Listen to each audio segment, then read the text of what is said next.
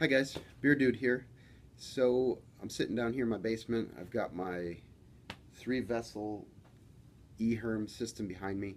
It's controlled by Arduino up here, Arduino Uno. It controls the temperature in my well, you can't even see it, in my hot liquor tank. It controls the boil kettle. The I can basically tell what percentage that I want my 5500 watt element to be on, so that I get the rolling boil that I like, not boiling over, which has definitely happened when I had it set to 100% and walked away. Of course, you walk away, you're going to get a boil over, uh, even though it was supposed to take another 20 minutes to boil. It just always happens. So everything's controlled here. I'm producing very good wort, and I chill my. I've got a plate chiller here with very cold groundwater, so I'm getting to the temperatures I need uh, when I'm filling up my fermentation vessels. I'm at the temperature I want. I do starters. I do 1 liter starters. I'll usually make 2 for a 10-gallon batch. So I'm pitching proper amounts of yeast, no matter which type of beer I'm brewing. And for for the most part, I'm very happy with my beers. They come out pretty good. I struggle a little bit with the Belgian style uh, beers, a little bit with the German style beers. Although what I tend to do is brew these type of beers when the seasons allow, when I will be more assured that the temperature in my basement will be stable, will be cool, and will be stable. And as a brewer, I don't really want to be hamstrung into brewing types of beers based on the seasons.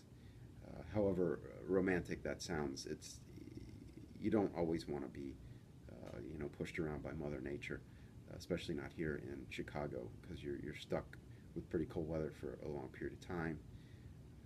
So I want, if you're like me, you want a little more control in when you can brew beers and how they ferment and how the finished product ends up tasting.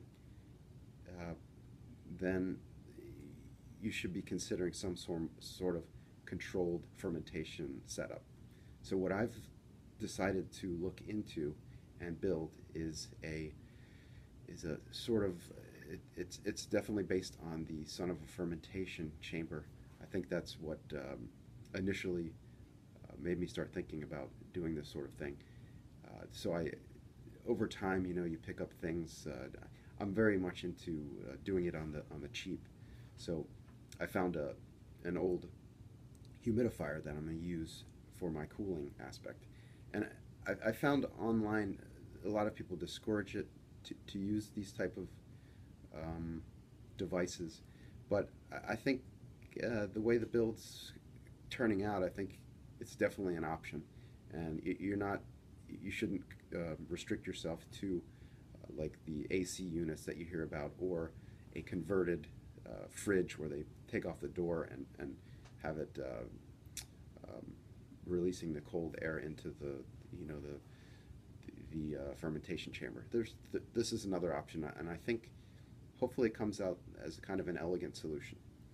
So um, if you're interested in fermentation chambers and you'd like to see each step of the build and some of the thoughts and